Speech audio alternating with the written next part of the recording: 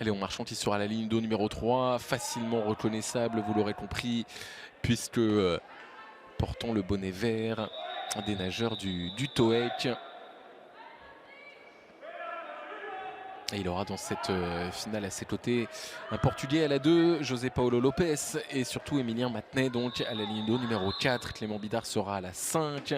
Jawad Sioud, le niçois, sera à la ligne d'eau numéro 6. Papastamos à la 7. Tom Rémy, le nageur de Charleville-Mézières, sera à la ligne d'eau numéro 8. Et puis on n'oublie pas à la 1, Ramzi Chouchard, l'Algérien de Saint-Raphaël. Mais ce sont nos yeux braqués sur la ligne d'eau numéro 3 et sur Léon Marchand en particulier, détenteur du record de France, on l'a dit, en 4:16:37 et qui pourrait, pourquoi pas, vu la forme qu'il a affichée ces dernières semaines, aller chercher un chrono plus rapide encore et descendre ce record de France dans des eaux qu'il y a encore quelques mois, nous ne soupçonnions pas, nous n'espérions pas.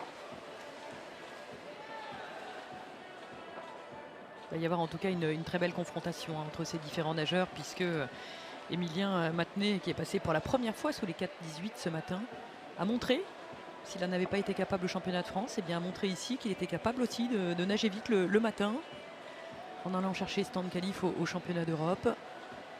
Et puis il y a un petit air de revanche, même si tout cela est digéré. Emilien Matenet avait battu, on s'en souvient, Léon Marchand à l'occasion des championnats de France à Saint-Raphaël en s'imposant juste devant le Toulousain. Clément Bidard avait pris alors la 3e place. Il est passé en 58:1, Léon Marchand, pour s'installer en tête à l'issue de ses 2 premières longueurs avant d'entamer le parcours de dos. Ouais, il passe moins vite, bien moins vite que lors de son record de France où il était passé un peu moins de 57 au passage au 100 papes. Et puis là, c'est pas une histoire de construction de course différente. Il y a chez Léon Marchand, on le sait, une forme physique qui aurait pu lui permettre de passer plus vite. C'est juste qu'a priori, on n'est pas dans une optique de gros chrono pour lui.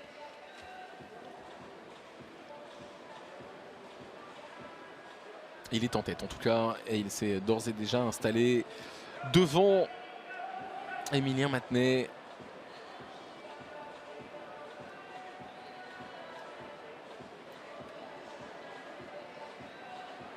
Avec Clément Bidard également qui est sur la même ligne que le nageur de Charleville-Mézières, Emilien Matenet, bonnet noir. Clément Bidard, bonnet blanc. Les deux sont une demi-longueur derrière Léon Marchand, toujours solidement installé en tête. Il a rattrapé le retard par rapport à son temps du record de France, puisqu'il passe en D4-0. Il était passé de 4,65 lorsqu'il a nagé ses 4,16. Il a fait un super parcours de dos, là, Léon.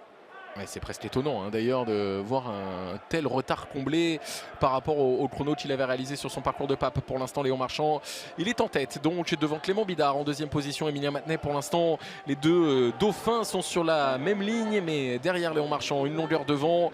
Et pour l'instant, à la ligne d'eau numéro 8, c'est Tom Rémy qui est à la ligne d'eau numéro 7, pardon, c'est Papastamos qui est en 4e position derrière les 3 Français.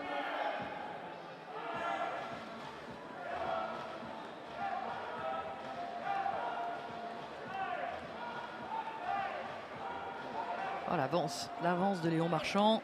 Et il s'est détaché désormais irrémédiablement. Il va faire un gros chrono. Il va faire un très très gros chrono quand on voit ce qu'il est en train de mettre à ses poursuivants et notamment à Emilien Matenet qui a nagé moins de 4,18 ce matin.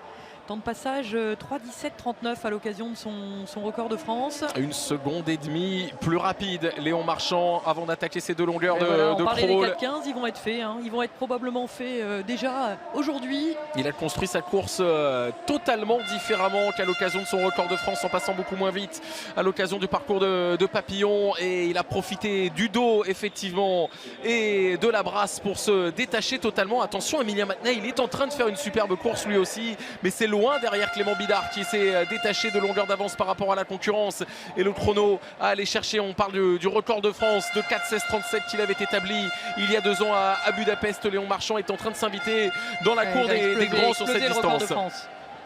On va suivre le chrono, il peut passer même pourquoi pas sous les 4,15. Ah, ce serait une performance énorme pour Léon Marchand et pour la natation française. Émilien Manet qui a bien résisté et qui est dans la coulée quasiment de Léon Marchand, mais loin derrière tout de même. Léon Marchand qui va aller chercher 4,14, 4,14,9.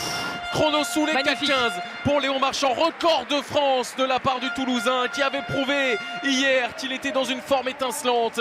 Le chrono tombe, le record tombe. Record de France pour Léon Marchand.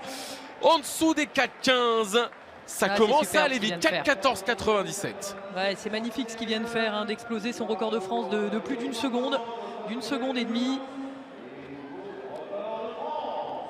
Vous savez qu'il avait progressé, il avait beaucoup progressé depuis cet été 2019 où il avait été médaillé de bronze au championnat du monde junior. Et Émilien Matenay, 4,16,45 qui explose encore son record personnel qui datait d'il y a quelques heures de ce matin. Énorme course d'Émilien Matenay et énorme course de Léon Marchand. Alors j'ai rien compris au scénario, hein. J'ai annoncé à la fin du 100 pape qu'il était loin derrière et qu'a priori un tel écart par rapport à son temps de référence sur son précédent record de France était rédhibitoire. Je me suis totalement trompé. Ça veut dire quoi? Ça veut dire qu'il y a une marge de progression sur le pape ou ça veut dire qu'on était dans une construction piano? Différemment.